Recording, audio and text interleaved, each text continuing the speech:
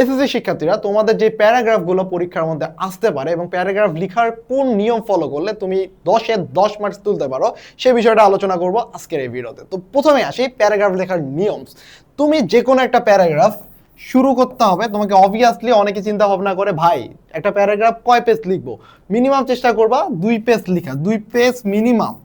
Page বলতে আসলে কি বোঝায়, যে এটা ধরো এদিক সাইড হলো 1 পেজ, এদিক হলো 1 পেজ, তো মিনিমাম চেষ্টা করবা 2 পেজ লেখার, এবং সবচেয়ে ভালো হয় 3 পেজ যদি তুমি লিখতে পারো।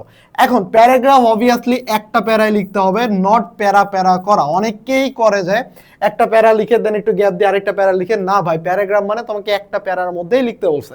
এবার আসো প্যারাগ্রাফগুলো তুমি লিখবা কোন ফরম্যাট ফলো করলে। প্রথমেই তোমার কোন একটা প্যারাগ্রাফ ধরো দিছে, তো সেটা ধরো this is a school magazine, what is school magazine, এই কোশ্চেনের অ্যান্সার দিবা। এরপর হোয়াই, এই স্কুল ম্যাগাজিনটা কেন দরকার, কেন প্রয়োজন, হোয়াই স্কুল ম্যাগাজিন, হোয়াই, কেন। এরপর এর ইম্প্যাক্টগুলো কি কি পড়তে পারে স্টুডেন্টের উপর, good impact, bad impact, good impact, bad impact, এবং শেষে যে তোমাকে কনক্লুশনগুলো লিখতে হবে। তো ট্রাই করবা এই হোয়াট হোয়াই দিয়ে 1 পেজ পূর্ণ করার, গুড ব্যাড দিয়ে 1 পেজ পূর্ণ করার, এবং আরেক পেজ হলো কনক্লুশন দিয়ে শেষ করার। এবার দেখো সবগুলো এই জায়গায় মিলাতে পারবো। দেখো ডেঙ্গু ফিভার, ডেঙ্গু ফিভার কি, কেন হয় ডেঙ্গু ফিভার, এর গুড ইম্প্যাক্ট তো নাই, ব্যাড ইম্প্যাক্ট আছে, সো ব্যাড ইম্প্যাক্ট গুলো কি কি হয় এবং এর সলিউশনটা তুমি কিভাবে দিতে পারো।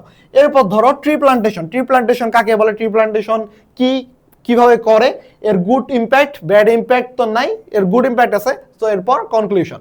তো এই যে এখানে যে 8টা প্যারাগ্রাফ আছে না ভাইয়া, এই 8টা প্যারাগ্রাফ দেখো, a book fair, tea stall, water pollution, rainy day, tree plantation, এবং পরবর্তী স্লাইডে আরো 8টা আছে, school library, environment pollution, winter morning price hike, the July, global warming, graffiti এবং ডিফরেস্টেশন।